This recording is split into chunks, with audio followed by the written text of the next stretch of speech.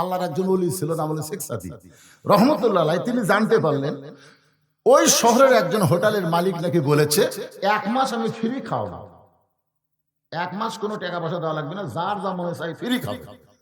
শেখ সাদী চিন্তা করলো ফ্রি খাওয়ানোর মালিক হচ্ছে আল্লাহ, এই হোটেলের মালিক ফ্রি খাওয়ায়, এবার কেমন মালিক একটু দেখবার যায়। দূর থেকে তাকায় দেখতেছে শত শত লোক হোটেলের মধ্যে ঢুকতেছে কিন্তু বাড়ায় না। তিনি কাছে গিয়ে দেখলেন যে ওখানে লেখা আছে ফ্রি খাওয়ার দরজা। জোরকান কি খাওয়ার দরজা? সমানে খালি ঢুকতেছে, কত বড় হোটেল রে, সমানে মানুষ ঢোকে কিন্তু বাড়ায় না। তিনি বললেন না, এই দরজা দেখলে হবে না, একটু হোটেল গোটাল ঘুরে দেখা লাগবে। পিছন থেকে ঘুরবার যায় দেখে আর একটা দরজা আছে, সে দরজার নাম হলো পিটন খাওয়ার দরজা। একটা হলো ফ্রি খাওয়া, আর একটা হলো পিটন খাওয়া। ওই ফ্রি খাওয়া পায়া এরা টুটি পর্যন্ত বসাছে, বুঝলেন, কি পর্যন্ত ফ্রি খাওয়া যায়। কিন্তু বার হওয়ার সময় দরজাতে একটা হিসাল দিয়ে একটা দারোয়ান দাঁড়িয়ে আছে, বার হওয়ার সাথে হাত ধরে এক চড় মারতেছে, এক চড়ে ঘুরমি খেয়ে ঘুরে যা খাইছিল সব বমি করতেছে। শেখ সাদী কয় তাহলে এই খায়া লাভ কি হলো? ফ্রি খায়া তো পিটন খাওয়া হলো, মাঝখান দিয়ে সব বমি হয়ে গেল রে। একবার পিটন খাওয়ার দরজা, আরেকবার ফ্রি খাওয়ার দরজা। কেউ কাউকে বলতেছে না ভাই ফ্রি খাওয়ার দরজা দিয়ে ঢুকিস না রে, পিটন খাওয়ার একটা দরজা আছে, কেউ বলতেছে না, কারণ সবাই ভাবতেছে হামুও খাসি তুইও খা। কিন্তু শেখ সাদী হলো আল ওলামা ওয়ারাসাতুল আম্বিয়া, ধরে কোন সুবহানাল্লাহ, আলেমদের দায়িত্ব আছে না নাই? শেখ সাদী রহমতুল্লাহ আলাইহি পিটন খাওয়ার দরজা থেকে আবার ফ্রি খাওয়ার দরজা এসে দেখে সমানে মানুষ ঢুকতেছে। শেখ সাদী বলে আমিও ঢুকবো, কারণ আমার পেটেও খিদা আছে, তবে আমি খিদাকে 3 ভাগ করে খাবো। 1 ভাগ খাদ্য খাবো, 1 ভাগ পানি পান করবো, 1 ভাগ আল্লাহর জন্য ফাঁকা রাখবো। দারোয়ান তুমি যতই জোরে চর মারো না কেন, আমার খাদ্যটুকু পানি ডেঙ্গায় না হয় ফাঁকা জায়গা পুরা হবে, কিন্তু বমি, কারণ আমার খাওয়া থাকবে সবার নিচে, খাওয়া থাকবে কি তার উপরে পানি, তার উপর তুই চল মারবো, তোর চর দিয়ে আমার খাওয়ানো হয়, পানির মধ্যে আছে গল গল করতে পারে, কিন্তু ফাঁকা জায়গা পুরে মুখ দিতে পারবি না। আল্লাহর শেখ সাদী রহমতুল্লাহ আলাইহি এই নবীর সুন্নতকে নিয়ে, নবীর তরিকা নিয়ে হোটেলের মধ্যে ঢুকলেন। ঢোকার সঙ্গে সঙ্গে 2টা হাত ধুইয়া তিনি দস্তরখানা নিজে থেকে বিছায় দিয়া, সে দস্তরখানা আগে যখন খাবার দিল, আল্লাহর নবীর সুন্নত হলো খাওয়াকে তুমি ছোট ছোট ঘাস করে মুখে দিও, বেশি বেশি করে চাবাবা।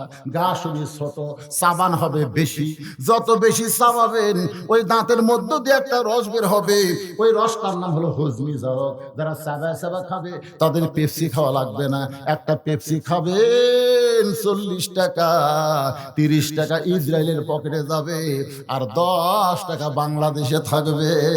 ইসরায়েলের একটা পেপসি খাওয়া মানে মুসলমানের রক্ত খাওয়া। কোকা কোলা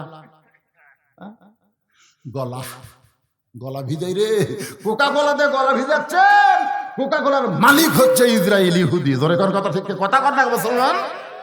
এই যে লিভার ব্রাদার্সের যা কিছু পাবেন, লাইফ বনকন, ইন্টারন্যাশনাল লাক্সন, যতগুলো আছে এই সবগুলো পণ্যের মালিক হচ্ছে ইহুদি। আপনি 1 টাকা করে কিনবেন, ইহুদি টাকা দিবেন, আর ইহুদি সেই টাকাতে গুলি কিনে মুসলমান ইসরায়েল ফিলিস্তিনকে মারতেছে। ধরে কোন কথা ঠিক কিনা? আজকের মাহফিলে আমরা যদি এই নিয়ত করি, আল্লাহ তোমার ইবাদত ঠিক মতো করবার না পারলো ইসরায়েলের পণ্য বয়কট করে দিলাম, বাংলাদেশের পণ্য নিব, ইসরায়েলের পণ্য নিব না, ভারতের পণ্য নিব না। ধরে কোন কথা ঠিক কিনা? ভারত 400 বছরের পুরাতন বাবরি মসজিদ ভাঙলো, সেই মসজিদে গতকাল রাম মন্দিরের উদ্বোধন করলো। ধরে কোন কথা, কথা কন না কেন? করেনি? গতকাল করেনি? 400 বছর যেখানে মসজিদ ছিল, যেখানে আমরা আল্লাহু আকবার কয়ে রুকু সেজদা করছি, যেখানে 5 ওয়াক্ত নামাজের আজান হয়েছে, সেই মসজিদ ওরা ভাঙ্গা দিয়ে সেই মসজিদের জায়গায় ওরা রাম মন্দির বানালো। ভারতে কি কোনো জায়গা নাই? এই কোন ভারতে কি জায়গা নাই? কিন্তু মসজিদ ভাঙ্গা রাম মন্দির বানালো কেন? ওরা বলে স্বাধীনতার সময় আমাকে সহযোগিতা করছে। স্বাধীনতার সময় আমাদের সহযোগিতা করা মানে বাংলাদেশকে ভারতের অঙ্গরাজ্য বানাবার সাথে। কথা কন না কেন? আজ থেকে নিয়ত করেন ভারতের একটা পণ্য আমরা কিনবো না। কথা কয় না? কথা কয় না? কিনে মান তাশাব্বা বিকওমিন ফাহুয়া মিনহুম, এই হাদিসের ওসিলায় আপনি জাহান্নামে যাবেন। যদি না জানা কিনেন সেটা ভিন্ন কথা, আজকে তো জানতেছেন। ইন্ডিয়ান কিটকাট আপনি ছেলে খেলেন, খাওয়ার মারে গেলি রুচি নেই, ভাত লিয়ে যায় খায় না। তখন কই হুজুর আমার ছেলে একটু দোয়া দরুদ পড়ে দেন তো, হুজুর খাওয়ার রুচি নেই। আয়াতুল কুরসি দোয়া দরুদ পড়ে ফু দিন, কয়দিন পরে মা খবর কি, কয় হুজুর খায়। মাশাআল্লাহ, তাহলে দোয়া করব না হুজুর, আপনি দোয়া দিয়ে খায় না হুজুর, মোবাইল চালু করলে খায়। মানে মোবাইল চালু করে দিলে ওই খায় হুজুর, তাছাড়া খায় না। কি আপনার বাচ্চাগুলো কি দিয়ে খিলাচ্ছেন? মোবাইল চালু করে খিলান। কিছুদিন পরে বুঝবেন এই মালটা কি হচ্ছে, কিছুদিন পরে বুঝবেন, তখন আফসোস করার কোনো লাভ হবে না বাজান। এখন থেকে সতর্ক, ভাত খাইসনি না না তাহলে দুই সন্ধ্যা আপনার সতর্ক না খেয়ে ভাত খাবো, তখন আর মোবাইল লাগবে না, গপ গপ করে মারবি। তোর এখন কথা ঠিক না, এই কিন্ডার জয়, ডেইরি মিল্ক, কিটকাট এগুলো খায়া খায়া আর ক্ষুদা আপনি নষ্ট করে দিয়েছেন। ভারতকে বাংলাদেশের বন্ধু ঘেরে, যদি বাংলাদেশের বন্ধু হতো তাহলে বাবরি মসজিদ ওরা রাম মন্দির বানাতো না। ধরে করে কথা ঠিক না? আল্লাহর বান্দার একটু মনোযোগ দিয়ে শুনবেন। এবার মুসা আলাইহিস সালাম বলে, ফেরাউন, ও ফেরাউন, তুমি যে জিকির করতেছো আনা রব্বকুমুল আলা, আসল জিকির কি তুমি জানো না? ফেরাউন কয় আসল জিকির কি? মুসা বলতেছে আসল জিকির হলো লা ইলাহা ইল্লাল্লাহু মুসা কালিমুল্লাহ। সবাই বলেন না কেন আসল জিকির করবেন না আপনারা? আসল জিকির লা ইলাহা ইল্লাল্লাহ। এ বাবা তোমরা বসো না কেন, ময়নারা বসো। লা ইলাহা ইল্লাল্লাহ, লা ইলাহা, লা ইলাহা ইল্লাল্লাহ মুহাম্মাদুর রাসূলুল্লাহ সাল্লাল্লাহু আলাইহি ওয়াসাল্লাম। সঙ্গে সঙ্গে ফেরাউন চিৎকার দিয়ে লাফ দিয়ে উঠছে। এতক্ষণ ফেরাউন বসেছিল চেয়ারে, এবার লা ইলাহা ইল্লাল্লাহর জিকিরের ঝাঁকিতে লাফ দিয়ে উঠছে। কি দিয়ে উঠছে? লাফ দিয়ে উঠে এখন সামিয়ানা পর্যন্ত ফাটায়। দেখেন না জিকির করতে করতে ওরে বাবারে কাঁপতে কাঁপতে হুজুর পালা ধরে। ফেরাউনের সেই ঝাঁকি, বুঝলেন? লাফ দিয়ে মুসা, তোর আল্লাহর জিকির যদি করবার চাস তোর আল্লাহর জায়গা যা, আমার রাজত্বের মধ্যে তোর আল্লাহর কোন জিকির চলবে না। একটু মনোযোগ দিয়ে শুনবেন। ফেরাউন বলতেছে তোর আল্লাহর জিকির যদি করবার চাস তোর আল্লাহর জায়গায় যা, আমার রাজত্বের মধ্যে তোর আল্লাহর জিকির চলবে না। আজও বাংলাদেশে ফেরাউনের গোষ্ঠী আমির হামজার ওয়াজ করবার দিল না। ধরে কোন কথা ঠিক? তোর আল্লাহর জিকির করিস, তোর আল্লাহর জায়গায় যা। আমার এলাকায় তোর আল্লাহর জিকির, তার মানে যারা কোরআনের মাহফিল করতে দেয় না, 144 ধারা জারি করে, এরা আসলেই ফেরাউনের গোষ্ঠী। ধরে কোন কথা? কার গোষ্ঠী? ফেরাউনের গোষ্ঠী। তোর আল্লাহর দিকে তো আল্লাহ আমার এদিকে। মুসা আলাইহিস সালাম বলে, ফেরাউন তাহলে বাঁটা দে, হিকমতের সাথে বাঁটা দে, তোর কতটুকু আল্লাহর কতটুকু বাঁটা দে। দাদা দান করছে 10 শতক মসজিদে, লাতির সময় জায়গা 20 লাখ টাকা শতক লাগছে শহরে, 20 লাখ টাকা শতক। এখন লাতি চিন্তা করে মসজিদটা 6 শতকের মধ্যে হবে, খামাখা 10 শতক। লাতি 2 শতক জায়গা দখল করছে। তখন মসজিদ কমিটি বলছে যে ভাই মসজিদে তো 10 শতক রে, মাপে 8 শতক পাওয়া যায়, 2 শতক গেল কার মধ্যে। আমি এসে মাপছে, মাপে বলতেছে অনেক মাপার পরেও আল্লাহর 8 শতক পাওয়া গেল। আল্লাহর কয় শতক?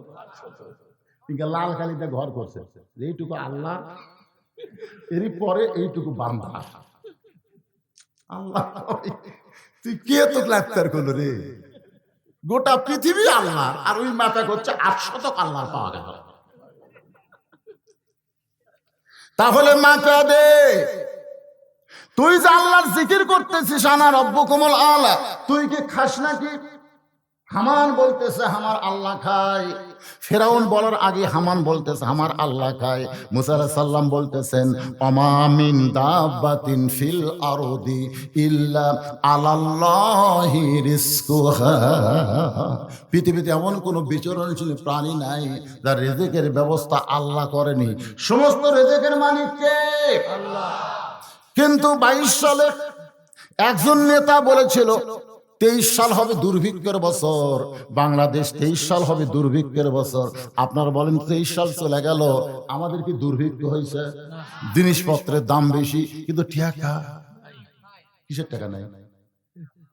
আমি এমন কোন লোক দেখিনি ভাই 500 টাকা ছাড়া বের করে, হায়দ্রা ঘরে কসকস করে 500 টাকা বের করে। কষাই বলতেছে হুজুর আগে গরুর দাম আসলো 20 টাকা কেজি, সকালে জব করছি সন্ধ্যা পর্যন্ত বেচতে পারিনি। তখন ডাকা ডাকা বলা গেছে ভাই রে গোস্ত 5 বাঁচ করে তুই লে ভাই, দাম দেওয়ার পরে দেশ না দেশ খাইয়া দোয়া করিস। আর এখন সকাল 7টায় জব করি 8টার মধ্যে শেষ। তার মানে বোঝা গেল যত দামি হোক না কেন আমাদের দেশে দুর্ভিক্ষ হবে না, হবে না। কারণ যেই দেশের আকাশ দিয়ে পাখি উড়ে গেলে পায়খানা করে, মাটির পুরা 7 দিন পর একটা ঘাস হয়, সেই দেশে কোনোদিন দুর্ভিক্ষ হবে? দুর্ভিক্ষ হবে না, তবে একটু কষ্ট হবে। এই কষ্ট হওয়ার পিছনে কারণ হলো জাহারাল ফাসাদা মিনাল বাররি ওয়াল বাহর বিমা কাসাবাত আইদিয়ান নাস। জলে স্থলে যে কষ্ট হবে, এইগুলো কষ্ট আমাদের হাতের কামাই। এখানে আল্লাহর দোষ দেওয়া যাবে না। জোরে কোন কথা ঠিক কি না? একটু মনোযোগ দিয়ে শোনেন। হামান বলতেছে আমার আল্লাহ খায়। ফেরাউন বলতেছে হামান রে কি বলতেছিস? হামান বলতেছে আমার আল্লাহ খায়। সর্বপ্রথম ফেরাউনকে যিনি আল্লাহ বলেছেন তার নাম হলো হামান। জোরে কোন তার নাম কি? আল্লাহ যদি না বলে তাহলে মন্ত্রিত্ব টিকবি না। হামানের মন্ত্রিত্ব টিকানোর জন্য ওই ফেরাউনকে আগে আল্লাহ কাছে আল্লাহ থাক। আজকে মন্ত্রিত্ব টিকানোর জন্য হামান ফেরাউনকে আল্লাহ কইছে। মুসা আলাইহিস সালাম চোখ গরম করে বলতেছে যে আল্লাহ খায় সে আল্লাহর বিপদ আছে, যদি বেশি খায় খাওয়ার একটা পরিমাপ আছে। আল্লাহ রাসূল বলেছেন তোমাদের ক্ষুধা লাগলে, খুব বেশি ক্ষুধা লাগলে তোমরা ক্ষুধাকে 3 ভাগ করবা। জোরে কোন কয় ভাগ করবা? আর আঙ্গুলের দিকে তাকান, ক্ষুধারে 3 ভাগ করা লাগবে। 1 ভাগ খাওয়া লাগবে, 1 ভাগ পানি পান করতে হবে, আর 1 ভাগ আল্লাহর জন্য ফাঁকা রাখতে হবে। এই তরিকায় যারা খায় তাদের কোনোদিন বুকের উপরে পেট উঠবে। আল্লাহ খায় না আল্লাহ খাওয়ায়? জোরে জোরে বলা লাগবে। আল্লাহ খায় না খাওয়ায়? আমার আল্লাহ খায় না, কিন্তু ফেরাউন আল্লাহর দাবি করার পরেও খায়। এই খাওয়াটা বুঝাবার যায়। আমি আপনাদেরকে শেখ সাদী রহমতুল্লাহ আলাইহির কাছে নিয়ে গেছি। এখন হোটেলের মধ্যে ঢুকে খাবার যখন সামনে আইছে, আল্লাহুম্মা বারিক লানা পড়েন, আল্লাহুম্মা বারিক লানা ফিমা রাযাকতানা ওয়া কিনা আযাবান নার।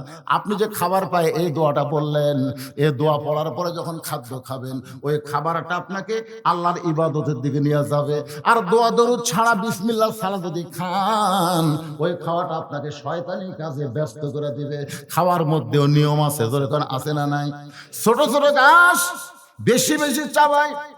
ক্ষুধাকে 3 ভাগ করে 1 ভাগ খাদ্য খাইছে, 1 ভাগ পানি পান করে, 1 ভাগ ফাঁকা রাইটা শেখ সাদী রহমতুল্লাহ আলাইহি পিটুন খাওয়ার দরজার দিকে যাচ্ছে। এমন সময় হোটেলের বয় ধরে বলতে, হুজুর আপনি কোন দরজায় যাচ্ছেন? বলে ভাই দরজা তো 2টা, একটা হলো ফ্রি খাওয়া, একটা হলো পিটুন খাওয়া। বলে হুজুর আপনি 2টা দরজা দেখছেন, কিন্তু তৃতীয় আর একটা দরজা আছে সেইটাকে আপনি দেখবেন না। শেখ সাদী বলে সেইটা আবার কোথায়? বলে আমার সঙ্গে চলেন। এবার শেখ সাদীকে নিয়ে গেছে 3য় দরজায়। ওই দরজায় বসে আছে হোটেলের মালিক, ছোট বাচ্চার মতন কাঁদতেছে। আজকে 15 দিনে হলো হোটেল খুলে দিলাম, কিন্তু একজনও নবীর উম্মতকে পাইলাম না। সবাই কাফেরের মতন ঢুকছে, কাফেরের মতন খায় বের হয়ে গেছে। এই জন্য দারোয়ানদা পিটুন খায় বমি করাই নিছি। কিন্তু আজকে আপনাকে দেখলাম আপনি একলা ঢোকেন নাই, আপনার সঙ্গে আমার নবীকে আমি দেখতে পাই। নবী মরে নাই রে, নবী মরে নাই, নবী জীবিত আছে উম্মতের আমলের ভিতরে। মারা গেছে, মারা গেছে। ইমাম মালিক কোন দাড়িওয়ালা টুপিওয়ালা জুব্বাওয়ালা মানুষকে দেখলি তারা হাত ধরে নিয়ে যেতেন বাড়িতে, বলে হুজুর এত বড় আলিম হয়ে আমার মতন সাধারণ ব্যক্তিকে আপনি হাত ধরে আপনার বাড়িতে নিয়ে আসলেন, কারণ কি? বলে একসঙ্গে খাওয়ার চাই ভাই আল্লাহর রাস্তায়। কোন কি হুজুর, আমি কি আর আপনি কি? কাল পাগল তুই কি, তোর ভিতরে আমি নবীকে দেখতে পাচ্ছি রে। হুজুর আমার মধ্যে নবী কেমনে দেখলেন? বল তোর মাথায় টুপি, মুখে দাড়ি, তোর পরনে সুন্নতের পোশাক, এটা দেখার পরে আমার বিশ্বাস হয়েছে তুই নবীকে মদিনায় রাখিস নাই, নবীকে জায়গা দিয়েছিস তোর কলিজা। লাকাদ কানা লাকুম ফি রাসূলিল্লাহি উসওয়াতুন হাসানা। জোরে করে সুবহানাল্লাহ। কুল হে রাসূল আপনি বলেন, ইন কুনতুম তুহিব্বুনাল্লাহ ফাত্তাবিউনি ইউহিব্বুকুমুল্লাহ। এই আয়াতের তাফসীর হলো, আমার সঙ্গে সকলে পড়েন, উপায় নাই রে, উপায় নাই রে, উপায় নাই নবী বিনে আল্লাহ পাওয়ার উপায় নাই। মাইকালে ভাই হঠাৎ এরকম সাউন্ড জোরে হলো কেন? একটু আস্তে দাও। উপায় নাই রে, উপায় নাই রে, উপায় নাই নবী বিনে আল্লাহ পাওয়ার উপায় নাই। মুসা নবী হিকমতের সাথে বলতে, ফেরাউন তুমি যদি একদিন এরকম বেশি খাও, খাওয়ার পরে তোমার হজম করার মিশিং বোঝেন না, 250 গ্রাম পর্যন্ত আপনার মিশিং হজম করবে, আপনাকে সেই মিশিং আল্লাহ সেট করে দিয়েছে। কিন্তু আপনি 750 গ্রাম যদি ঢুকেন, তখন মিশিং বলতেছে আল্লাহ ই জর্দি ঢুকালো, আমরা তো হজম করার পারতেছি না। আল্লাহকে হজম না করলে হরতাল কর। ওরা যখন হরতাল করছে তখন এটা পচে ধুমা ঢেকুস, ধরে কি ঢেকুস,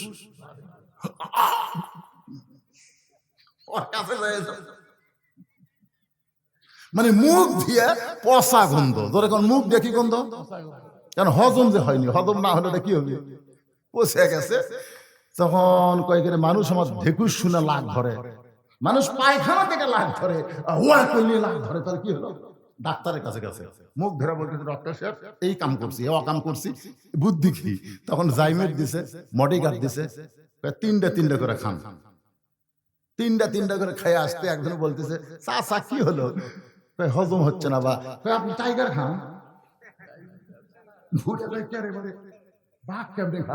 টাইগার মানে বাঘ, এটা সে টাইগার লাই, মহারাজ খাই, আপনি মানে দেখাই, ওই আসে টাইগার খাচ্ছে, দেখেন এটা না হলো টাইগার, খেরে এটা নিয়ে হালকা হালকা গন্ধ হয়। আপনার যারা টাইগার স্পিড খান দেখবেন হালকা হালকা একটা গন্ধ আছে না? নাই রে, টাইগার স্পিড যারা খাচ্ছে তারা নাফাক হয়ে গেছে। এই দুইটা মাল খবরদার মুখ তুলবেন না। এই যুবকের টাইগার শিকার মতন সাইজে টাইগার খা, ধাক্কা ফেলে পড়ে যাবি, তুই টাইগার খাস। এখন হজমি যারো মডিগার্ড সাইমেন্ট খাইয়া এমন অবস্থা হয়ে গেছে, ধুমা ঢেকে ছোটে না, কিন্তু নিচের দরজা ক্লিয়ার। বুঝতে পারছেন তার নাম কি? ডিসেন্ট্রি, পাতলা পায়খানা।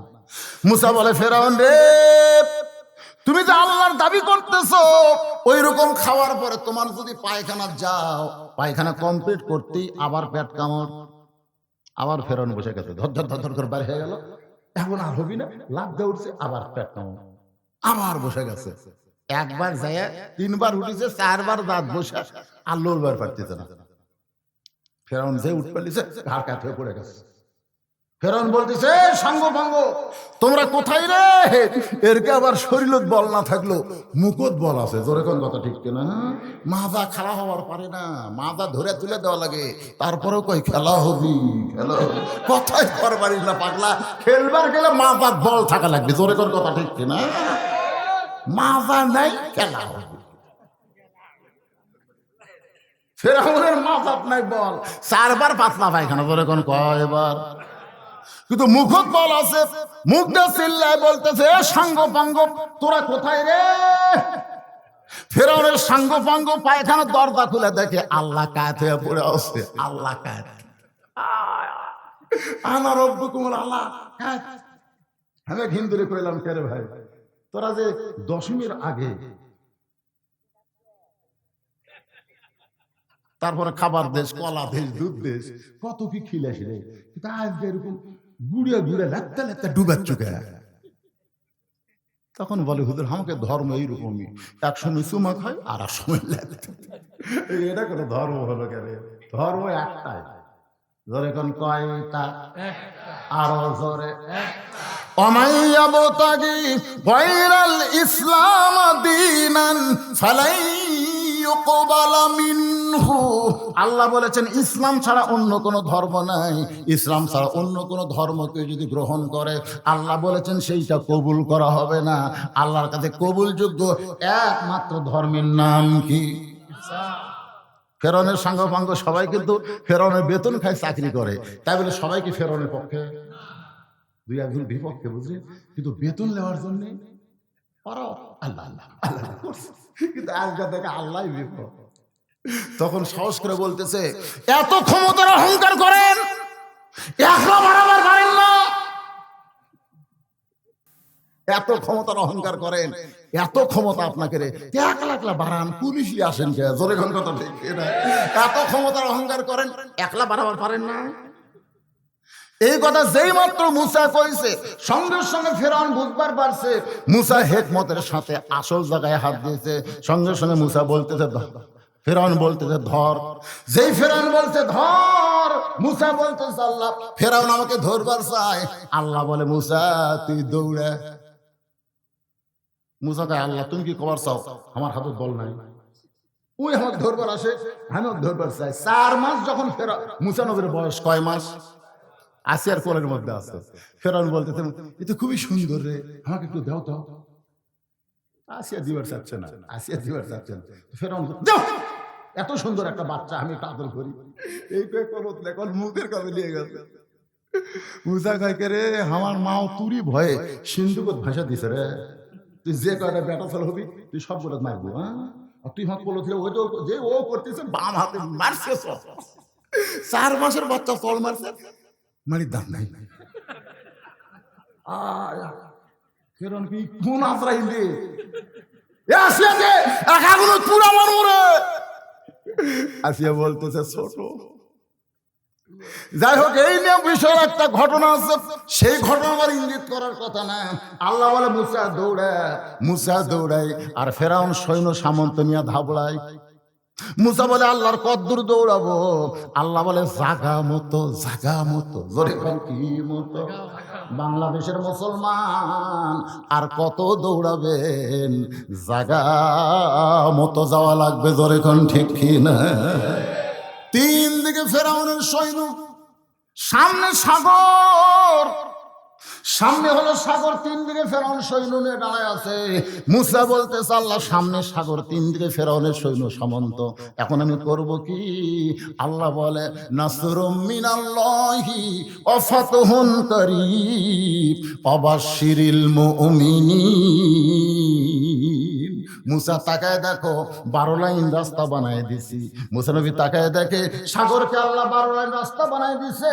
ওই সাগরের তলদেশে মুসা নবী যখন রাস্তা পায়, আল্লাহ শুকরিয়া তান 4 রাকাত নামাজ পড়ে। ওই 4 রাকাত নামাজ আল্লাহর এতই ভালো লাগছে, আল্লাহ লাইলাতুল মেরাজে নবীকে ডাক দাও, নবী গো ওই মুসা নবীর 4 রাকাত নামাজ আপনাকে আসরের 4 রাকাত হিসেবে দিয়ে দিলাম। আপনার উম্মতেরা আসরের 4 রাকাত নামাজ যখন জামাতের সঙ্গে আদায় করবে, মুসা নবীর সম পরিমাণ সওয়াব আমি আল্লাহ দান করে দেব। তাহলে 5 ওয়াক্ত নামাজ আমরা আদায় করব কার জন্যে? জবান খুলে বলেন কার জন্যে? এখন মাগরিবের 3 রাকাত নামাজ আদায় করলে আমাদের লাভটা কি হবে? এই কোরআন শরীফের মধ্যে আল্লাহ তাআলা একজন নবীর কথা বলেছেন, যে নবীর নাম হলো ইয়াকুব নবী। জোরে কোন কি নবী? ইয়াকুব নবী। সবাই বলেন ইয়াকুব নবী বাস করিতেন কেনানে, সবার চাইতে ভালোবাসতেন ইউসুফকে। সুবহানাল্লাহ। ইয়াকুব নবীর কিন্তু 12টা সন্তান। যেরকম কয়টা? আর বউ হলো 2টে। কয় বউ? আল্লাহ তাআলা এই কোরআনে বউয়ের কথা যখন বলবার গেছেন, বউ রে দিলা আমরা বিয়া করছি, এলা বউ কয়, আপনারা কি কন? আল্লাহ কোরআনে যেখানে বইয়ের কথা বলছেন সেখানে প্রথম মাসনা বলেছেন। মাসনা মানে দুটা বিয়া করো। দুটা বিয়া করলে একটা আলাদা মজা হবে, এক বউ খেপে গেলে আর এক বইয়ের কাছে যাবে। কিন্তু একটা হলে খুব বিপদ ভাই, ওই ভাত দিলে আছে না দিলে নেই। বেশি কথা করে নারী নির্যাতনের আইনত ফেলে দেবে, জোরে কোন কথা ঠিক। এই জন্য এক বউ আলাদা খুবই কষ্টে আছে ভাই। আল্লাহ কি কম বোঝে না বেশি বোঝে? এই জন্য দুটার কথা প্রথম কইছে, পারলে তিনটা কর, পারলে চারটা কর, যদি না পারো ঘোষ তাহলে একটা নিয়ে ধৈর্য ধরে থাক। তাহলে ইয়াকুব নবী বিয়া করছেন দুইটা, ধরে কোন কয়টা? আল্লাহ নবীর এমন কোন সাহাবী নাই যেই সাহাবী একটা বিয়া করছেন। আল্লাহর এমন কোন নবী নাই যেই নবী একটা বিয়া করছেন। খালি একজন নবী একটা বিয়া করছে, বউ না পাওয়ার কারণে। সেই নবীর নাম হলো আদম নবী। কারণ বিয়া কাকে করবে, যাকে বিয়া করবে সেটাই তার সন্তান হবে। ধরে কোন ঠিক কিনা? আর কোন নবী একটা বিয়া করে নাই, নবীর কোন সাহাবীরা একটা বিয়া করে নাই। কিন্তু আমাদের বাংলাদেশে নারী নির্যাতন আইন হওয়ার কারণে মনে আশা থাকলেও কিন্তু আমরা পারতেছি না। আমাদের দেশের সব নারী বিশারদ গুলো বলবে এই মৌলবীরা দুটা বিয়া করছে, দুটা বিয়া করছে রে পাগলা। তোর গেলা কাল রাত্রে ওয়ার ডিউটি মারবার ভাই। ইয়াকুব নবী দুই বিয়ে করছে, ধরে কোন কয় বিয়া? এক বইয়ের পেট থেকে আল্লাহ 10টা সন্তান দান করেছে, আরেক বইয়ের পেট থেকে 2টা সন্তান দান করেছেন।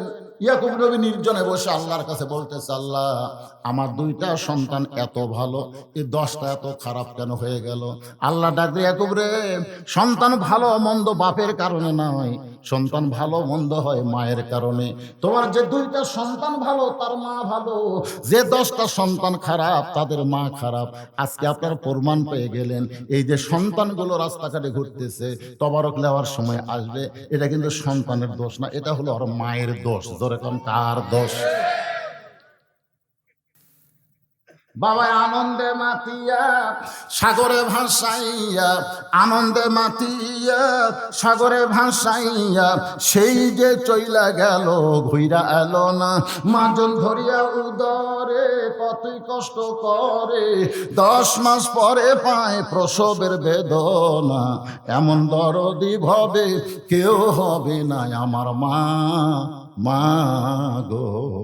10 মাস যখন মায়ের পেটে আমরা ছিলাম, আপনারা বলেন তো মায়েদের কি মাসিক ব্যারাম হচ্ছে? কেন হয়নি? কোন তো সন্তান পেটে আসার পরে আল্লাহ মেয়েদের মাস গেলে 3 দিন 5 দিন যে একটা ব্যারাম দেয়, অসুখ দেয়, যে অসুখ হলে নামাজ রোজা কিছুই হবি না। ধরে কোন কথা ঠিক কিনা? সে অসুখটা সন্তান আসার সাথে আল্লাহ বন্ধ করে দেয়। সন্তান পেটে নিয়ে মার যেন ইবাদতের কোনো কমতি না হয়, কারণ মায়ের ইবাদতের সাথে পেটের বাচ্চার আল্লাহ সম্পর্ক করে দেয়। ধরে কোন সুবহানাল্লাহ। পেটে বাচ্চা নিয়ে মা যদি নামাজ পড়ে, রুকুর থেকে যখন সেজদায় যায় তখন বাচ্চাটা চাপ খায়। ফেরেশতাকে আল্লাহ, দেখো তোমার বান্দি রুকুর থেকে সেজদাত গেল, পেটের বাচ্চা চাপ খেলো। আল্লাহ কয়, ফেরেশতা সাক্ষী থাকো, যেই মা পেটে বাচ্চা নিয়ে নামাজ পড়লো, ও মা শুধু নিজে নামাজ পড়লো না, পেটের বাচ্চাকেও নামাজি বানায়া দিল। আজকে যারা এসে যারা নামাজ পড়ে না, বুঝবেন ওই পেটত থাকতে ওর মা একক তো নামাজ পড়ে। হোটেলের দরজাত কালো পর্দা দিয়ে রমজান মাসে তারা খায়, এই মালগুলা কিভাবে পেটের মধ্যে হবে জানেন? ওই সারা বছর আর খিদে নেই, রমজান মাস হলে আর এত খিদে বাড়ে। আমার তো হুজুর 11 মাস আমার খিদা কম, কিন্তু রোজার মাসে এত খিদা লাগে। এগুলো তোর মা বাসা আছে, কয় আছে, যা মায়ের কাছে যা, মায়ের কাছে কি আর যাস না কেন? যায় খালি বল যে 11 মাস আমার খিদা কম, রোজার মাসে খিদা বেশি কেন? ওই দা মা বলছে, মা 11 মাস আমার খিদা কম, কিন্তু রোজার মাসে এত ক্ষুদা কেন? মা বলতেছে, তোর দাদি এই সর্বনাশ করছে। তুই যখন আমার পেটে আসলি তখন তোর দাদি বলছে, বৌমা রোজা রাখবা না, রোজা রাখলে পেটের বাচ্চা শুকা যাবে, খালি তুই কি তাজা খাওয়ার জন্য তোর দাদির কারণে আমি রোজার মাসে খাইছিলে। এই যে রোজার মধ্যে খাওয়ার কারণে তুই পেটের মধ্যে খাওয়া শিখছিস। তো রোজার মাসে যে মায়ের পেটত খাইছে, বেড়ায় না খাই থাকবি। আজকে যে কয়টা ছেলে রমজান মাসে রোজা রাখে না, বুঝবেন ওর মাও পেটত রোজা ছিল না। একটা খ্রিস্টান নেপোলিয়ান বলেছে, ভালো একটা সন্তান যদি চাও তাহলে ভালো একটা বাপের দরকার। কথা বল না কেন? আমি যদি ভুল করে আপনার লোকমা দেবেন না? ভালো একটা সন্তান যদি আমরা চাই তাহলে ভালো একটা কিসের দরকার? আজকে সেই মাগুলো আমাদের নষ্ট হয়ে যাচ্ছে। আমার মায়েরা যারা পর্দার অন্তরে বসে আছেন, মা আপনারা মনে করতেছেন হুজুর যেই নামাজের ওয়াজ শুরু করলো আমাদের কি কোনো ওয়াজ করবে না? আমি প্রত্যেকটা মাহফিলে মেয়েদের কিছু না কিছু ওয়াজ করি, জোরে কোন ঠিক কিনা? এই জন্য দেখবেন সব বক্তার ওয়াজে মেয়েরা না আসলেও বগুশেদের ওয়াজে কিছু মেয়েরা আসে যে হুজুর আমাদেরকে ফাঁকি দিবে না। মায়েরা শোনেন, যারা পর্দার অন্তরে বসে আছেন, গভীর রাত্রে নবীর মেয়ে ফাতেমা হযরত আলীকে বুকের মধ্যে নিয়ে কাঁদতেছে। আলী বলে, ফাতেমা কান্দার কারণ কি? বলে, কান্দার কারণ হলো আমি আল্লাহর কাছে দোয়া করেছি, আল্লাহ আমার দোয়া কবুল করেছেন। আলী বলে, ফাতেমা রে তুমি কি পাগলি নাকি? আল্লাহ যদি তোমার দোয়া কবুল করে থাকে তাহলে তুমি আনন্দ করো। ফাতেমা বলে, স্বামী কি দোয়া কবুল করেছে আপনি কি জানেন? আলী বলে, কি দোয়া কবুল করেছে? ফাতেমা বলতেছে, আমি সবসময় আল্লাহকে বলতাম, আল্লাহ আমি পর্দার মধ্যে আছি, পর্দার মধ্যে আমার মৃত্যু দিও। আল্লাহ তাআলা আমার দোয়া কবুল করেছে, পর্দার ভিতরে আমাকে মৃত্যু দিবে। বাংলাদেশের নারীরা পর্দার মধ্যে মরে না, কিন্তু মরার পরে পর্দা হয়, জোরে কোন ঠিক না? বাংলাদেশের মেয়েরা মাথার চুল বেচা খায়, জানেন? এই মুরব্বী কি হলো রে? কি এই বাবা কি হলো রে? আর কি হবে? আচ্ছা ঠিক আছে, থাক, অসুবিধা হচ্ছে না তো? এ মনোযোগ দিয়ে শোনেন, বাংলাদেশের মেয়েরা জীবিত একটা মুরব্বী উঠছে, দেখছেন আর কাম পাইনি, একটা মুরব্বী উঠছে, ওকে ধরবার আর এক মুরব্বী, তাহলে হবি তাই? হ্যাঁ, আল্লাহ শাফি আল্লাহ মাফি। আল্লাহ কোরআনে বলেছেন, অনুনাজ্জিলু মিনাল কুরআনি মা হুয়া শিফাউ ওয়া রাহমাতুল লিল মুমিনিন। ওই জায়গায় ওকে শোয়ানোর ব্যবস্থা করেন। এই যে বসবিও না? আচ্ছা ঠিক আছে, না বসলো, আপনি একটু একটু একটু ধৈর্য ধরেন। এই কোরআনকে আল্লাহ তাআলা যাবতীয় রোগের ঔষধ হিসাবে নাজিল করেছে, সুবহানাল্লাহ বলেন। আর সেই কোরআনের মাহফিলে এসে উনি অসুস্থ হবেন না। আল্লাহ রাস্তে বিশ্বাস করেন, আল্লাহ ওনাকে সুস্থ করে দেবেন। কথা বিশ্বাস করেন না ভাই আপনারা? এটা কোরআনে আছে না নাই? অনুনাজ্জিলু মিনাল কুরআনি মা হুয়া শিফাউ ওয়া রাহমাতুল লিল মুমিনিন। আমি যে গুরুত্বপূর্ণ কথা বলতেছি, বাংলাদেশের মেয়েরা পর্দার ভিতরে মারা যায় না মরার পরে পর্দা হয়? মরার 4 দিন আগে মাথার চুল বেঁচে খাচ্ছে। 1 টাকা কাঁচা টাকার ওজনে চুল দিলে 120 টাকা দেয়। এবারে আমি জানি না যে মাইকের চুলের এত দাম। এরা সেই চুল বেচা খাচ্ছে, আর মরার পরে ওর মাথা আবার মেয়েদের কাপড় কয়টা? ধর এখন কয়টা? পুরুষের মতোই কিন্তু 3টা, আর 2টা কাপড় মেয়েদের বেশি। একটা হলো সিনা বান, আর একটা হলো মাথা বান। যেরকম একটা হলো সিনা বান, আর একটা হলো মাথা বান। এই সিনা, এই বুকের খুবই দাম বাড়ে, এই জন্য মেয়েরা বুক ঢাকা চলা লাগে, যেরকম ঠিক কিনা? আর এখন কতগুলো মেয়ে আছে, ওরে বাবা রে, হাই টেরাকলে দাঁড়াচ্ছে মাইয়া মাই সারা জীবন শরীর দেখাতে, আর মোটর বরকা পরিছে রে ভাইয়া ভাই। দেখছেন ওই বোরকা পরা ভোট আছে, এক ছোট বাচ্চা আদর করে কলত নিয়েছে, গরিবের এক বাচ্চা ভোট নেওয়ার জন্য কি বুদ্ধি শালা গেলে, যে কলত নিয়েছে বাচ্চা দিতে পেশাব করে। ওকে আবার সবসময় ভিডিও করতে বুঝলেন, যে কলত নিয়েছে বাচ্চা কয় শালা নাকি তুই তো কলত নেওয়ার লোক না, তুই ভোটের যখন কলত নিয়েছ মারিয়া দিতে ভাই, চ্যাপচার করে মেরে দিচ্ছে। আর একটা হলো এই যে মমতা, ই ফেল করার পর আমি 4 রাকাত নামাজ পড়ছি ভাই।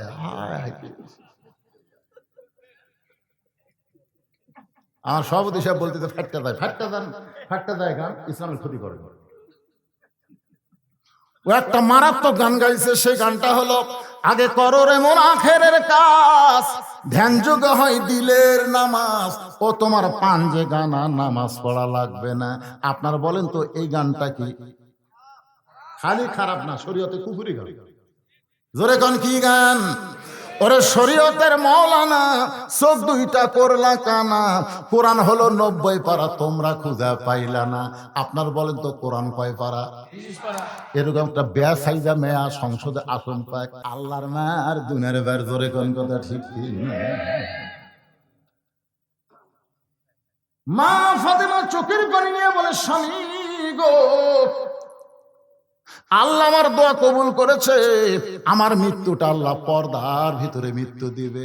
আলী বলে, ফাতেমা তুমি পর্দার মধ্যে আসো, পর্দার মধ্যে আল্লাহ তোমার মৃত্যু দিবে, এখানে খুশি হওয়ার কথা, কান্দো কেন? ফাতেমা বলে, স্বামী গো, সেই মৃত্যু কবে হবে আপনি কি জানেন?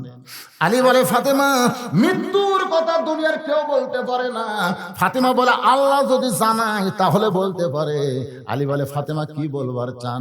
ফাতেমা বলে, স্বামী গো, আল্লাহ পাক আমাকে জানাইছে আজকে গভীর রাত্রে ফাতেমার মৃত্যু হবে। যেই বলছে গভীর রাত্রে ফাতেমার মৃত্যু হবে, গাছের গোড়া কাটলে গাছটা যেমন ঠাস করে পড়ে যায়, হযরত আলী তেমনি পড়ে গেলেন ঘরের মাঝায়। মা ফাতেমা মুস্কি মুস্কি হেসে স্বামীর কপালে চুমা দিয়ে বলে, স্বামী গো, এমন করে আপনি কাঁদবেন না, কারণ দুনিয়াতে আসা হয়েছে যাওয়ার জন্য। যারা আমরা দুনিয়াতে এসেছি কেউ থাকার জন্য না, আসলে যাইতে হবে, যত বড়ই মরদ হন। এখন তো মরদ আর মেয়া হওয়ার চিন্তা করতেছে। সপ্তম শ্রেণীর একটা বইয়ে দেখলাম, নাম হলো শরীফ। নাম কি? শরীফ। ওই শরীফা হবে। সপ্তম শ্রেণীর মধ্যে কি লেখাপড়া দিয়েছে দেখছেন? শরীফ এখন শরীফা হওয়ার জন্য, মানে নিজেই পুরুষ মানুষ মেয়ে হবে, আর মন খালি মেয়ে হওয়ার চায়। আস্তে আস্তে মেয়েকের মতন চুল চষে, মেয়েকের মতন লিপস্টিক দেয়, মেয়েকের মতন ভুরু পেন করে, মেয়েকের মতন হাই হিল করে, মেয়েকের মতন বুক করবার চায়। এটা দিয়ে আস্তে আস্তে সমকামিতার দিকে আমাদের বাংলাদেশকে নিয়ে যাবার চাচ্ছে শিক্ষামন্ত্রী। ধরে কোন কথা ঠিক করে? আপনার সন্তানকে কোন জায়গা দিয়েছেন বাজা? দেখেন না, দুই একটা লেডিসের মতন হাঁটে, দুই একটা ছেলে কিন্তু হাঁটন কিন্তু মেয়ে মানুষের মতন দেখতে পারেন না, আপনি দেখতে পারেন না। এমন একটা স্কিন প্যান্ট পড়ছে ভাই রে, উড়াত মুরাত চাপায় ধরে খিচুড়ি খিচুড়ি খিচুড়ি খিচুড়ি।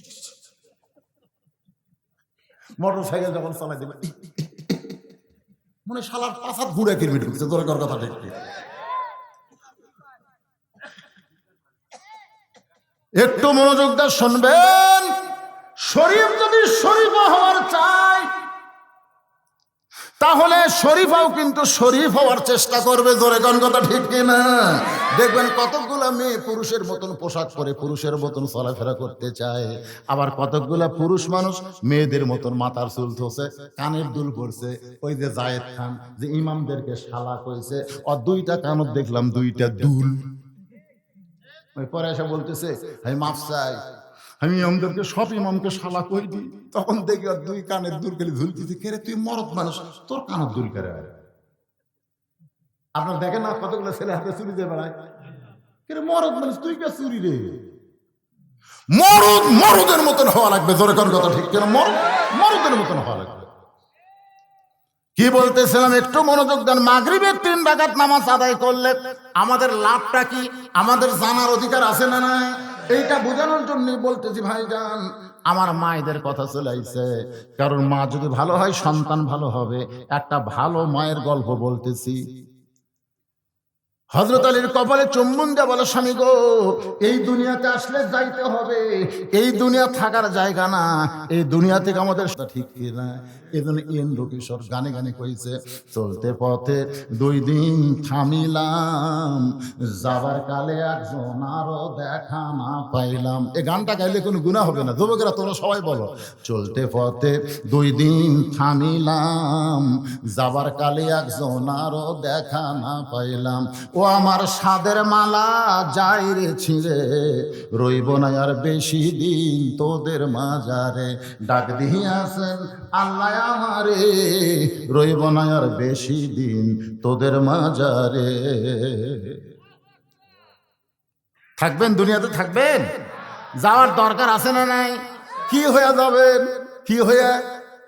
আল্লাহ কোরআনে বলেছেন, ইয়া আইয়ুহাল্লাযীনা আমানুত্তাকুল্লাহা হাক্কা তুকাতিহি ওয়া লা তামুতুন্না ইল্লা ওয়া আনতুম মুসলিমুন। মুসলমান হয়ে যদি যাইতে চায় তাহলে নামাজ নিয়ে না নামাজ ছাড়া? নামাজ নিয়ে খালি কবরের মধ্যে যদি যান ভাইয়া মুনকিন নাকি আসে। প্রথম প্রশ্ন করবে মান রব্বুকা, তোমার রব কে? আপনি কয়া লাগবি, আপনি নামাজ খাড়া হয়ে যাবে। নামাজ বলবে মুনকিন নাকি সারা জীবন কষ্ট করে কবরতে একটু ঘুমাচ্ছে, আর তার প্রশ্ন করতেছিস মান রব্বুকা। এই লোকটা, এই যে লোকটা তুই মান রব্বুকা প্রশ্ন করতেছিস, এই লোকটা সারা জীবনে কয় ওয়াক্ত নামাজ পড়ছে? মুনকিন নাকির বলছে আমাকে তো ক্যালকুলেটর নাই। তো ক্যালকুলেটর নাই তো প্রশ্ন করিস কারা? আচ্ছা সারা জীবনে কয় ওয়াক্ত কর ভালো না, কয় রাকাত পড়তে জানিয়ে? তা তো আমরা জানি না। তাহলে শোন, আমি ওনার নামাজ যাকে তুই মান রব্বুকা প্রশ্ন করতেছিস, আমি হলাম তার নামাজ। প্রথমে মসজিদে গিয়া নিয়ত করার পরে আলহামদুলিল্লাহি রাব্বিল আলামিন, রুকুতে গিয়ে বলেছে সুবহান রাব্বিয়াল আযীম, সিজদাত গিয়ে বলেছে সুবহান রাব্বিয়াল আলা। যে রব রব করে দুনিয়া থেকে কবরে আইলো, আবার তাকে রব সম্পর্কে প্রশ্ন করিস কেন? মুনকির নাকির বলে আল্লাহ তোমার বান্দাকে মান রব্বুকা প্রশ্ন করার পরে নামাজ শেখাবা খেপছে। আল্লাহ বলে যে নামাজ নিয়ে কবরে আইছে, তার রবের উত্তর হয়ে গেছে। আমি সেই নামাজ নিয়ে আপনাদের সামনে ওয়াজ করতেছি। রাসূল বলেছেন মান রব্বুকা প্রশ্নের উত্তর যখন কোন বান্দা দিবার পারবে, পরের দুইটা প্রশ্নের উত্তর আল্লাহ তার জন্য সহজ করে দিবে। তাহলে এখন বলেন নামাজের দরকার আছে না নাই? আমি সেই নামাজ নিয়ে কথা বলতে গিয়া মা ফাতেমার কথা বলতেছি। আমার মায়েরা যারা পর্দার অন্তর আছেন একটু মনোযোগ দিয়ে শোনেন। হযরত আলীকে বলতেছে স্বামী গো, আসলে যাইতে হবে, এমন করে আপনি কাঁদবেন না। আমি মরে গেলে আমার তিনটা চাওয়া আপনাকে পুরা করা লাগবে। আলী বলে ফাতেমা দুনিয়ার জীবনে গরিব ছিলাম বলে কিছুই চাইলা না, মরার পরে কি চাইবা ফাতেমা? বলে এক নম্বর চাওয়া হলো আমাকে রাতের অন্ধকারে দাফন করা লাগবে। রাতের অন্ধকারে মৃত্যুবরণ করব, আর দিনের আলোতে দাফন করলে হবে না, রাতের অন্ধকারে আমাকে কবর দেওয়া লাগবে। আমার দুই নম্বর চাওয়া হলো আমার কোনো জানাজার ব্যবস্থা করবেন না, আমার কোনো দোয়ার অনুষ্ঠান করবেন না। কারণ দুনিয়ার সব মানুষ যদি বলে ফাতেমা ভালো, আর আপনি যদি বলেন ফাতেমা খারাপ, তাহলে ওই দোয়া দিয়ে কোনো ফাতেমার লাভ হবে না। আর দুনিয়ার তামাম মানুষ যদি বলে ফাতেমা খারাপ, আর আপনি যদি বলেন আমার বউ ফাতেমা ভালো, এক স্বামীর সার্টিফিকেটে ফাতেমার 8টা জান্নাতের দরজা আল্লাহ খুলে দিল। ওগো স্বামী, আমার লাশটা খাটনিতে তুলবেন না, কারণ আমি ফাতেমার দেহের ওজন কত এটা দুনিয়ার কোনো মানুষ বুঝতে পারুক, এইটা আমার পছন্দ হয় না। আমার বাবা যদি দুনিয়াতে থাকতো, মরা মেয়ের লাশের খাটনি বাবা কান্দে নিবার পারত। আমার হাসান হোসেন যদি বড় হইতো, মায়ের লাশের খাটনি কান্দে নিবার পারত। কিন্তু 6 মাস আগে আমার বাবা দুনিয়া থেকে বিদায় নিয়েছে। আমার হাসান হোসেন কেবল 4 বছর 5.5 বছর বয়স, এরা দুই ভাই খাটনি কান্দে নিবার পারবে না।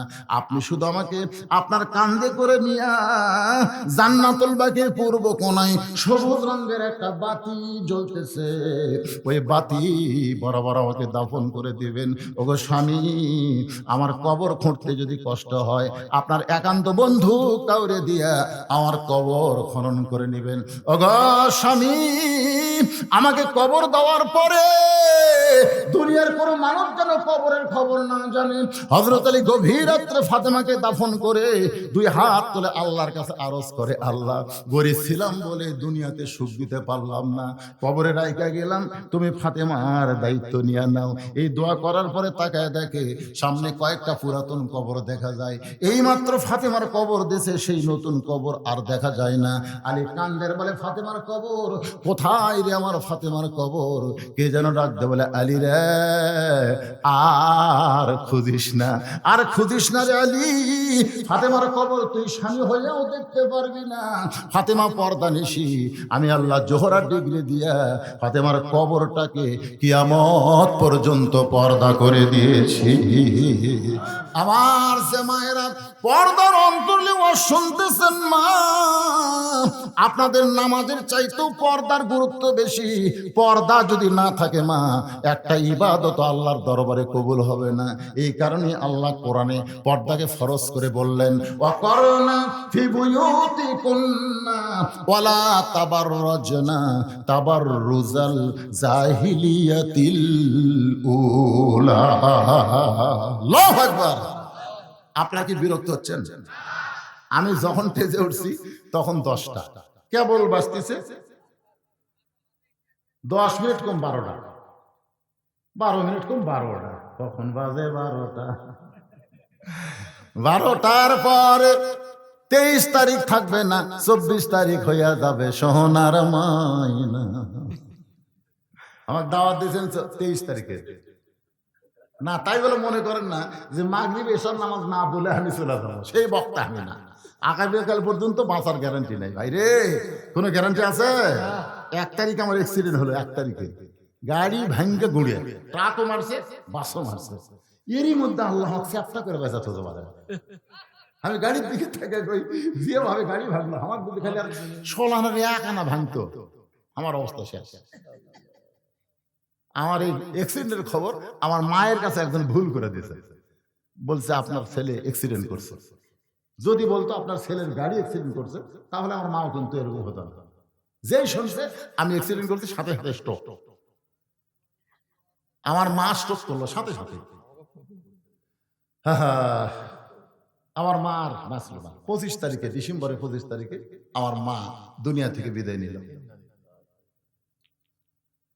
বাজান একটু মনোযোগ দিয়ে শুনবেন, যে ওয়াজটা আমি ধরছি কমপ্লিট না করে যদি এখান থেকে চলে যায়, আপনাদের মনের মধ্যে কষ্ট থাকবে।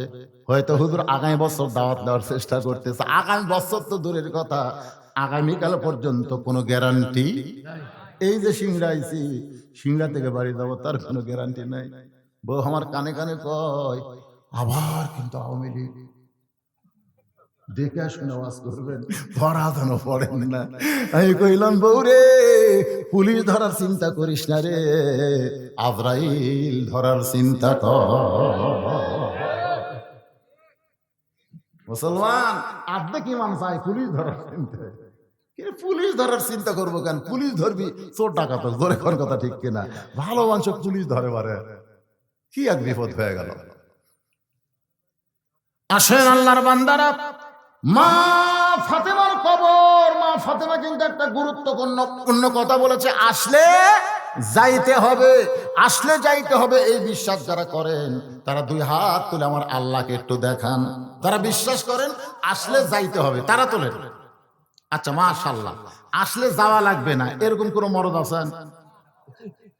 তার মানে বোঝা গেল আসলে যাওয়া লাগবে। কিন্তু ফিলিস্তিনের একজন মা তার 2টা সন্তান চলে যাওয়ার পরে মুস্কি মুস্কি হাসতেছে। সাংবাদিক দিয়া বলে, মা আপনার 2টা সন্তানকে ইসরায়েল ইহুদিরা গুলি করে হত্যা করলো, এরপরেও আপনি কেন হাসতেছেন? আপনার কি চোখে কান্না আসে না? বলে, আমার 2টা সন্তান এমন একটা জায়গায় গেছে যে জায়গাটা আমার আল্লাহ জান্নাত বানায়া দিছে।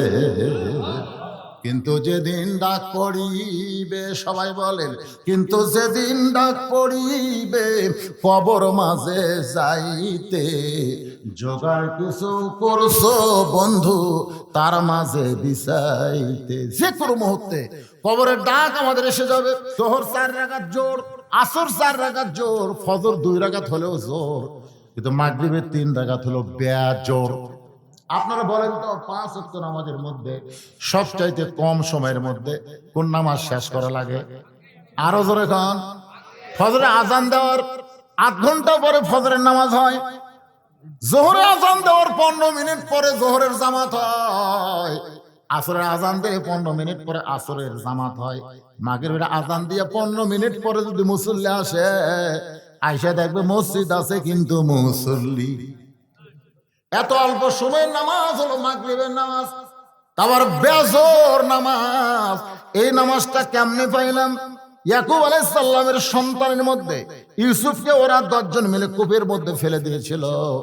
আমার আল্লাহ তাআলা কূপ থেকে ইউসুফকে রক্ষা করে এক সময় মিশরের প্রেসিডেন্ট বানায় দিল। ধরে কোন সুবহানাল্লাহ।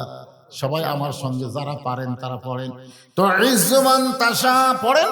তো ইজ্জুমান তাশা ওয়া তুযিল্লু মান তাশা বিয়াদিকাল খায়র ইন্নাকা আলা কুল্লি শাইইন কাদির। আপনারা বলেন তো, ভালো মানুষকে ইউসুফ নবীর জেলখানা দিছিল না? আচ্ছা, ভালো মানুষকে জেলখানাতে রাখলে তার সম্মান বাড়ে না কমে? কথা কয় না। কোন চোর ডাকাত মার্ডার কেসের আসামি জেলখানা থেকে যদি বের হয়, জনগণ তাকে সালাম দেয়, টাকা দিয়ে তুই বাড়াচ্ছ রে, তোর ফাঁসি হওয়ার কথা ছিল। কিন্তু কোন আলেম যখন জেলখানা থেকে বের হয়, আপনারা বলেন তো তার দাম বাড়ে না কমে? আমির হামদার ওয়াজে আগে হচ্ছিল 10,000, এখন হয় 50,000। আলেমরা জেলখানায় গেলে তাদের সম্মান দিন দিন বাড়ে। বাংলাদেশের একজন আলেম হাসপাতালে জেলখানায় মারা গেল, অথচ গোটা পৃথিবীর মধ্যে তার জানাজার নামাজ সবচাইতে বেশি হলো। পৃথিবীর এমন কোন মুসলিম দেশ নাই যে দেশে কোরআনের পাখির জানাজা হয় নাই। আর বাংলাদেশে এমন কোন উপজেলা নাই যে উপজেলার মধ্যে আল্লামা সাইদি হুজুরের জানাজা হয়নি। ধরে কোন কথা ঠিক না? এই জন্য একটা গানও আছে, আল্লামা সাইদি তুমি মরনি। সবাই বলেন আল্লামা সাইদি তুমি মরনি, শহীদ হয়েছ আমরা এটাই জানি। আল্লাহর বান্দারা একজন সুবহানাল্লাহ কাছে বাদ বাকি বলতেছেন না? না বলেন, আপনার সুবহানাল্লাহ আল্লাহর ঠেকা নেই। কি কোন ঠেকা আছে আল্লাহর? আল্লাহর বান্দার একটু শোনেন, ইউসুফ নবীকে একসময় আল্লাহ তাআলা মিশরের প্রেসিডেন্ট বানায় দিল। যে 10টা ভাই কুয়ার মধ্যে ফেলে দিয়েছিল, ওরাই 10 জন কিন্তু ইউসুফের সামনে দাঁড়ায় বলে, যাব না, আমরা ইয়াকুব নবীর সন্তান, খাদ্য নেওয়ার জন্য আপনার সামনে আইছি, মেহেরবানি করে আপনি আমাদের একটু খাবার ব্যবস্থা করেন। ইউসুফ চোখ বন্ধ করে চিন্তা করে, এরাই তো 10 জন, আমাকে হাত পাও বান্ধা কুয়ার মধ্যে ফেলে দিল, এখন এরাই আমাকে যাহাবনা বলতেছে। সুবহানাল্লাহ কর না কেন? তাহলে সম্মান দেওয়ার মালিককে, অপমান করার মালিককে, ভালো মন্দর মালিককে, সমস্ত ক্ষমতার মালিককে। ইউসুফ নবীর সঙ্গে ইয়াকুব নবীর দেখা হচ্ছে, অন্ধ হয়ে গেছে সন্তানের শোকে কাঁদতে কাঁদতে। বাজান ইউসুফের জামার ঘষ্টনে আল্লাহ তাআলা ইয়াকুব নবীর দৃষ্টি ফিরাইয়া দিয়েছে। সন্তানকে বুকের মধ্যে নিয়ে শুকরিয়া তান 3 রাকাত নামাজ আদায় করে। এই 3 রাকাত নামাজ আল্লাহ রাতে ভালো লাগছে। আল্লাহ ডাক দিল, হাবিবুল্লাহ ইয়াকুব ইউসুফ নবীর 3 রাকাত নামাজ আপনার উম্মতের জন্য মাগরিবের 3 রাকাত ফরজ হিসেবে দিয়ে দিলাম। জামাতের সঙ্গে যখন আদায় করবে, এই 2টা নবীর সমন্বয়ের সওয়াব আমি আল্লাহ তাদের আমল নামায় দিয়া দিব। এশার 4 রাকাত ফরজ নামাজ। বর্তমানে একজন নবী এখনো মরে নাই, 4র্থ আসমানে আল্লাহ তাআলা সসম্মানে রাইখা দিয়েছেন। আপনার বলেন তো সেই নবীর নাম কি? ঈসা আলাইহিস সালাম। ঈসা আলাইহিস সালাম 4র্থ আসমানে, অথচ খ্রিস্টানরা বিশ্বাস করে ঈসা নবীকে ইহুদিরা হত্যা করছে। আসলে ইহুদিরা ঈসা নবীকে হত্যা করতে পারে নাই। ইহুদিরা ঈসা নবীকে হত্যা করার জন্য তার বাড়ি ঘেরাও করছিল। ঈসা কান্দার বলে, আল্লাহ যেভাবে লাঠি সোটা অস্ত্র নিয়ে আমার বাড়ি ঘেরাও করছে, এখন দরজা করে বের হলেই তোর আমাকে পিটা মারবে। আল্লাহকে, ঈসা রে, দরজা দিয়ে তোমাকে বের হওয়া লাগবে না, আমি ঘরের ছাদ ফাঁকা করে আমার আসমানে তোমাকে উঠায়া নিব। ইহুদির মধ্যে যে বড় বীর, তার মধ্যে ধৈর্য কম। এতক্ষণ দরজা পাহারা দেখি হবে রে, দরজা ভাঙ্গা ভিতরে ঢোকা হোক। দরজা ভাঙ্গা ভিতরে ঢুকে বলতে, ঈসা রে, কে রে ঈসা, তুই কোথায় গেলি? ঈসা নবী ঘরের মধ্যে নাই। আল্লাহ তাআলা ওই ইহুদি বীরের চেহারা ঈসা নবীর মতো বানায়া দিছে। ঘুরে ঘুরে পাইনি, দরজা বাইরে বলতেছে, ভাই রে, বহু চেষ্টা করলাম, ঈসাক পেলাম না। যারা বাইরে অস্ত্র নিয়ে আছে তারা কয়, তুই কে? তুই কে রে? আমি তোরকে বীর, মার। আসলে ঈসা নবী কিন্তু মরে নাই, ওই ইহুদি বীরের চেহারা ঈসা নবীর মতন করে দিয়েছিল। আর ইহুদিরা বারবাকি সৈন্যরা তাকে হত্যা করলো। বর্তমানে ঈসা আলাইহিস সালাম 4র্থ আসমানে সসম্মানে রয়েছে। ধরে কান সুবহানাল্লাহ। আল্লাহ যখন ঈসা নবীকে 4র্থ আসমানে নিয়ে যায়, ওই সময় ঈসা বলেছিল, আল্লাহ দুনিয়াতে মানুষ মরার জন্য যায়, দুনিয়াতে মানুষ কিসের জন্য যায়? আসল কথাটা বলতে আপনাকে কোন জায়গায় ব্যস্তেছে? দুনিয়াতে আমরা কিসের জন্য আছি? বাঁচার জন্য না মরার জন্য? মরার জন্য আছি ভাই, দুনিয়াতে মরার জন্য আছি। দুনিয়াতে মানুষ মরার জন্য যায়, কিন্তু আমার যে মৃত্যু হলো না, আমার কি মৃত্যু হবে না? আল্লাহ বলে ঈসা রে তোমারও মৃত্যু হবে। ঈসা বলতেছে আল্লাহ আমার মৃত্যু কি চতুর্থ আসমানে? আল্লাহ বলে ঈসা তোমার মৃত্যু হবে দুনিয়া। ঈসা বলতেছে আল্লাহ কবে আবার নবী করে দুনিয়াতে প্রেরণ করবেন? আল্লাহ কই নবী নয়, বিশ্ব নবীর উম্মত করে তোমাকে প্রেরণ করা হবে। যেই বলছে বিশ্ব নবীর উম্মত, সঙ্গে সঙ্গে ঈসা নবী এক নিয়তে 4 রাকাত নামাজ আদায় করে। আল্লাহ বলে ঈসা রে বিশ্ব নবীর উম্মতের কথা শুনে 4 রাকাত নামাজ পড়ে আমাকে সেজদা দিলা। ঈসা বলতেছে আল্লাহ নবী করে দুনিয়াতে প্রেরণ করছিলেন, আমি তেমন খুশি হবার পারি নাই, কিন্তু বিশ্ব নবীর উম্মত করে প্রেরণ করবেন সেই খুশিতে আমি 4 রাকাত নামাজ পড়ে শুকরিয়া জানাই। আল্লাহ বলে ঈসা রে তোর এই 4 রাকাত নামাজ উম্মতে মুহাম্মাদের জন্য এশার 4 রাকাত নামাজ হিসেবে দিয়া দিলাম।